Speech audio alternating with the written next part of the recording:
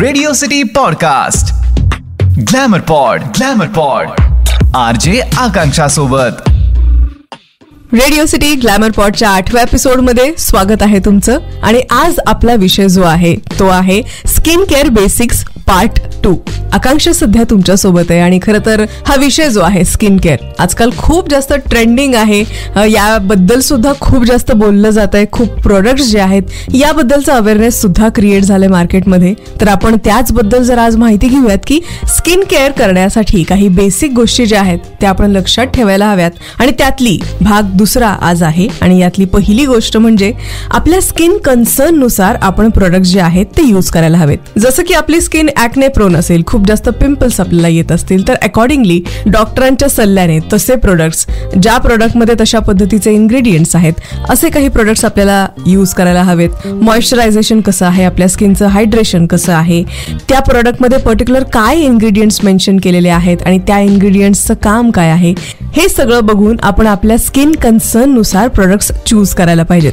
Usually असं होतं की एकावर एक फ्री आहे, ऑफर आहे, सेल सुरू आहे म्हणून आपण प्रोडक्ट्स विकत घेतो आणि त्याचा आपल्याला फायदा काहीही होत नाही. कुठलंही प्रोडक्ट चांगलं आहे किंवा वाईट आहे असं होत नाही, तर खरं तर त्या प्रोडक्टचा पर्टिक्युलर कुठल्या गोष्टीवरती इफेक्ट होणार आहे हे महत्वाचं असतं.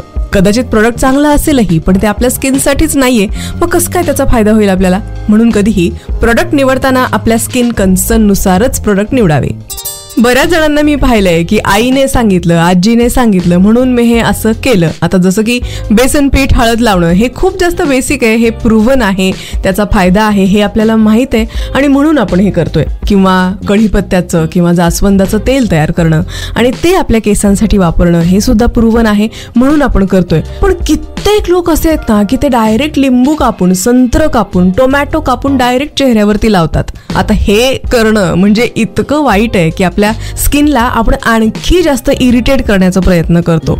काही लोक डायरेक्ट काखेत चेहऱ्यावरती सोडा लावतात, लिंबू लावतात आणि त्यामुळे स्किन जी आहे ती इतकी चिडते ना की मग त्यानंतर त्याचे रिॲक्शन्स जे आहेत ते आणखी जास्त वाईट होतात आणि ते ट्रीट करण्यासाठी आपल्याला हजारो लाखोंचा खर्च करून डॉक्टरांकडे जावं लागतं. आता मुद्दा हा निघालाच आहे.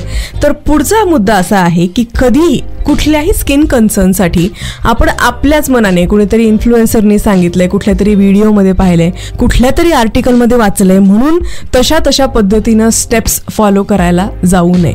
कधीही आपलं स्किन कन्सर्न, एखादी गोष्ट आपल्याला दिसते की अरे यार हे खाल्ल्यानंतर मला अचानकच पिंपल्स येत आहेत, मला हे पिंपल्स आधी कधीही आले नव्हते किंवा असे चट्टे कधीही दिसले नव्हते, जर असं होत असेल आणि काहीतरी वेगळेच सिम्पटम्स दिसत असतील तर अशा वेळी प्रत्येक वेळी डॉक्टरांकडे जाऊन त्यांच्या सल्ल्यानंच त्यांनी दिलेले जे काही मेडिसिन्स आहेत, काही क्रीम्स असतील, जेल्स असतील, सिरम असतील तर ते वापरायला हवेत. डॉक्टरांनी एखादं प्रोडक्ट दिलेलं असतं आणि आपण ते खूप जास्त लावलं म्हणजे त्याचा खूप जास्त इफेक्ट लगेच येईल असं नाही. डॉक्टरांनी दिलेल्या त्या क्रीम्स, त्या सिरम्स जे आहेत त्या तेवढ्या क्वांटिटीनुसार, तेवढ्या डोसेससाठी आणि तेवढ्या दिवसांसाठी वापरले म्हणजे आपले स्किन कन्सर्न्स जे आहेत ते सॉल्व्ह होणार आहेत. हा मुद्दा नीट लक्षात ठेवा की कुणीही सांगितलंय म्हणून न करता एक्सपर्टचा सल्ला घ्यावा. तुम्हाला काय वाटतं, सेलिब्रिटीज जे आहेत जे जाहिरात करतात ते प्रोडक्ट्स ते यूज करत असतील का? आता कसं आहे ना, त्यांनी हजारोंचे, लाखोंचे क्रीम्स आणि सिरम्स वापरलेले ते जर का आपल्याला सांगितले तर आपल्याला ते असं वाटेल की हे तर मग काय, मला नाही जमणार बाबा. आणि त्यांनी सांगितलं की मी बर्फाच्या पाण्यात तोंड घालून मग माझं सगळं स्किन केअर जे आहे ते सुरू करते. हा, जे कदाचित त्याचा फायदा होत असेल किंवा नसेलही, पण फक्त तेच केलं असं नसतं ना. ते सेलिब्रिटीज बाकी नंतर सुद्धा महागडे प्रोडक्ट्स वापरत असतात. स्क्रीनवरती दाखवलेल्या गोष्टी किंवा त्यांनी जाहिरात केलेले प्रोडक्ट्स जे आहेत तेच चांगले असतील किंवा ते आपल्याला सुटेबल होतीलच चांगले असले तरी सुद्धा असं नाही. त्यामुळे स्किन केअर मध्ये ही एक गोष्ट लक्षात ठेवणं गरजेचं आहे की जाहिरातींमध्ये किंवा सेलिब्रिटीज आपल्याला जे आवडतात त्यांनी केलेली जाहिरात आहे म्हणून प्रोडक्ट जर का आपण लावले तर आपल्या स्किनचं नुकसान होईल आणि ते प्रत्येकच वेळी सूट होत असेल तर ते सूटच होत राहील असंही नाही. त्यामुळे जाहिराती बघून सुद्धा प्रोडक्ट सिलेक्ट करणं हे आपल्याला टाळावं लागणार आहे. खूप लोकांकडनं मी हे सुद्धा ऐकलंय की आपल्या आईच्या आजीच्या काळात कुठं त्यांनी सनस्क्रीन लावलंय, कुठं त्यांनी मॉइश्चरायझर लावलंय, त्यांनी कुठं सिरम्स लावलेत का, पण त्यांची तर स्किन छान आहे नाही का अजून. जस्ट इमॅजिन, आपण आपल्या आईच्या आजीच्या काळामध्ये जन्म झालाय का आपला? ते ज्या पद्धतीचं जेवण करायचे ते इतकं फुल ऑफ न्यूट्रिशन होतं. आता जसं पोल्युशन आहे तसं त्यांच्या काळी होतं का? जेव्हा त्यांचा वाढीचा काळ होता, जेव्हा त्यांचा टीनेज काळ होता, जेव्हा ते ग्रो होत होते त्या काळी आत्ता जेवढ्या स्ट्रेस लेवलमध्ये, आता जेवढ्या हॉर्मोनल इम्बॅलन्स मध्ये आपण वाढतोय किंवा ग्रो होतोय तसं त्यांचं होतं का? नाही ना. मग जर आपण त्या आयडियल कंडिशन्स मध्ये राहत नाही आहोत तर आपल्याला सुद्धा काही वेगळ्या गोष्टी कराव्या लागतील, नाही का? आईनं मॉइश्चरायझर सनस्क्रीन लावलं नाही तरीही तिची स्किन अजूनही छान आहे.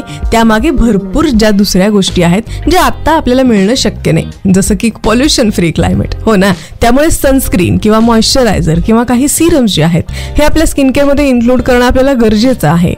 क्लेन्झिंग आहे, क्लेन्झिंग ऑइल्स असतील किंवा फेस वॉश असतील किंवा काही क्लेन्झर्स असतील, हे सुद्धा इन्क्लूड करणं गरजेचं आहे. त्यामुळे हे कंपॅरिझन की आईच्या काळात आणि आजीच्या काळात आणि आत्ताचा काळ हे अगदी इनव्हॅलिड आहे, नाही का? या सगळ्या बेसिक टिप्स ज्या मी तुम्हाला सांगितल्या या आपल्या स्किन केअर साठी खूप महत्वाच्या आहेत. त्या लक्षात ठेवा आणि अकॉर्डिंगली तुम्ही सगळ्या गोष्टी, सगळे प्रोडक्ट्स जे आहेत ते चूज करू शकता.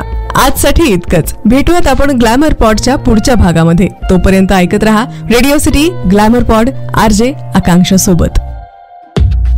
Radio city podcast glamour pod RJ Akanksha सोबत.